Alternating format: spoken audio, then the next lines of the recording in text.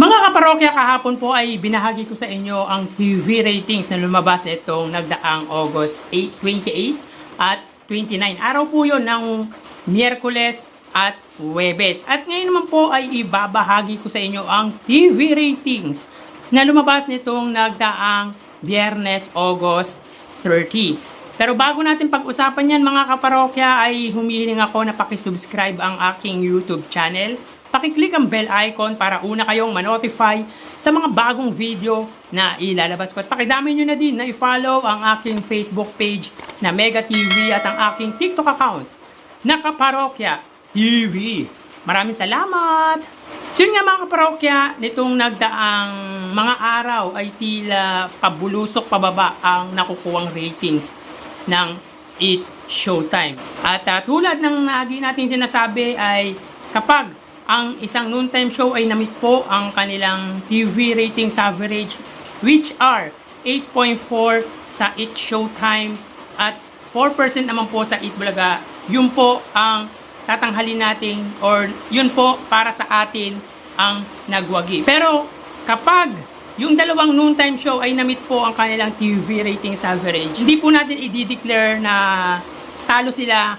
Both noontime show po ay panalo dahil para sa atin po mga parokya, mataas po ang ratings na nakuha nila sa araw na iyon. So quick recap tayo para sa araw ng Miyerkules at Huwebes, August 28 at 29. So dito may kita mga kaparokya na ang Eat Showtime ay may 7.1% at ang Eat Bulaga naman po ay may 4.4%. So dito ay 2.7% ang iniangat ng Eat Showtime sa Eat Bulaga. Subalit, dito ay masasabi po natin na wagi ang Eat Bulaga dahil sila lang po ang nakamit ng kanilang TV ratings average. Kabaliktaran naman po ng Eat Showtime na hindi po namit ang average ratings na 8.4. Para naman po sa araw ng Huwebes, ang Eat Showtime ay may 7.2% at ang Eat Bulaga naman po ay may 2%.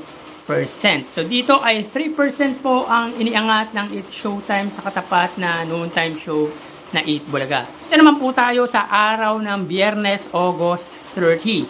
So dito may kita po natin mga kaparokya na ang Eat Showtime ay may 7.1% at ang Eat Bulaga naman po ay may 3.8%.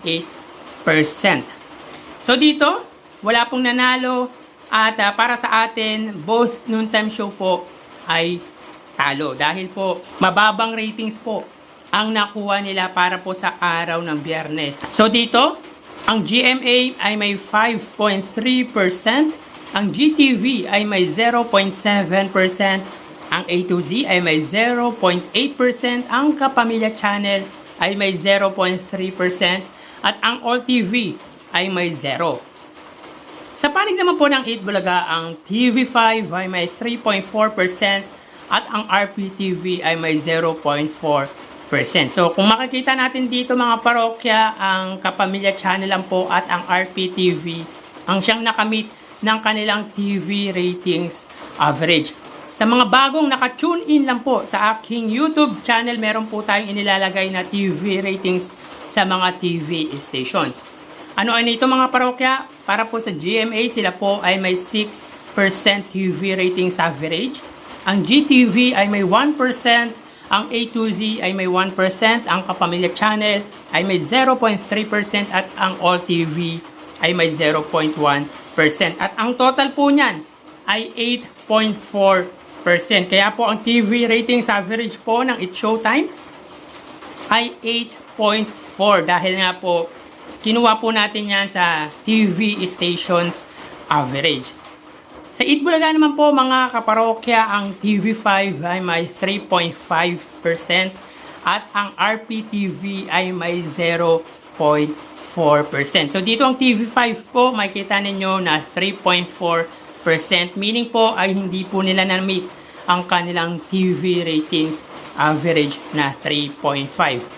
Actually mga parokya, kung i-add nyo ang TV ratings ng TV5 at RPTV, supposedly, ito po ay 3.8%. Pero mga parokya, stick po tayo sa 4% TV ratings ng Eat Bulaga.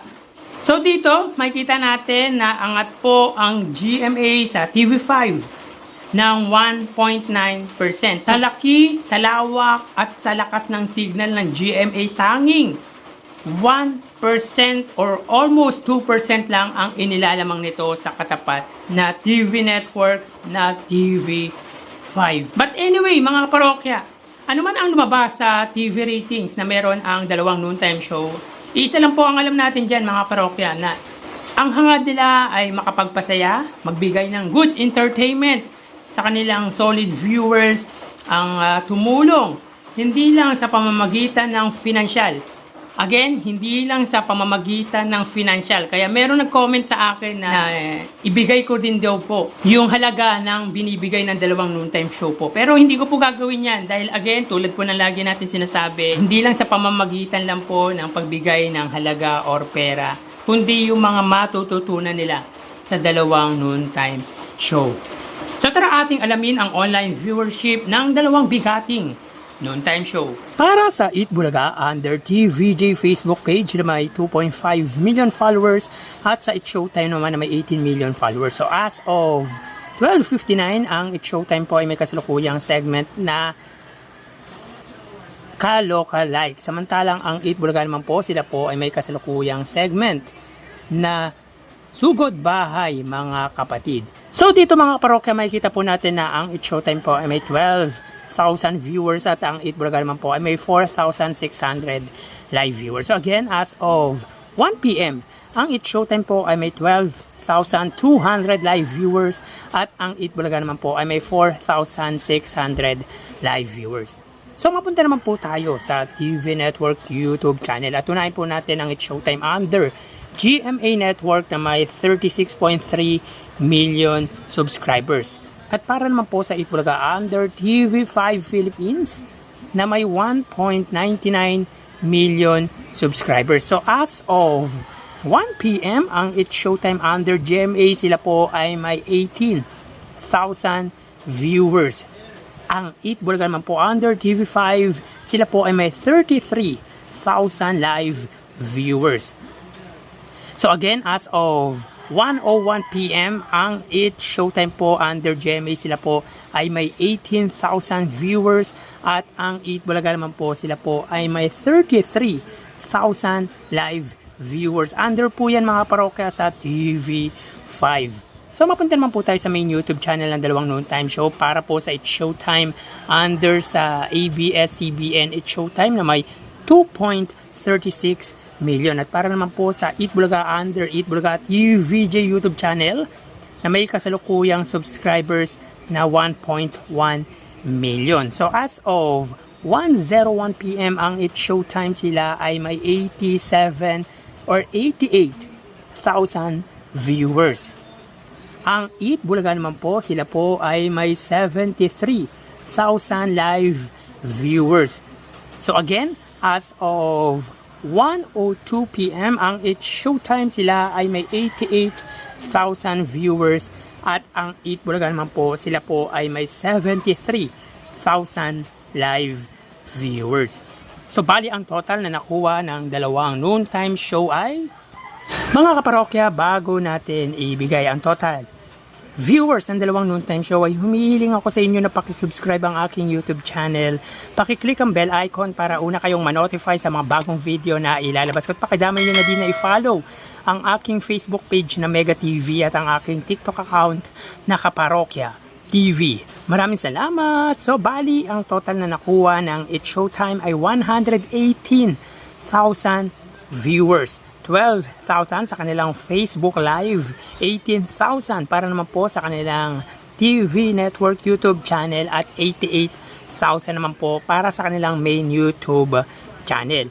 Ang Eat Bulaga naman po ay nakakuha ng total na 110,000 viewers. 4,000 para sa kanilang Facebook Live, 33 para naman po sa TV Network YouTube channel at 73,000 naman po para sa kanilang main YouTube channel. So again, ang It Showtime po ay may 118,000 viewers at ang Eat Bulaga naman po ay may 110,000 live viewers.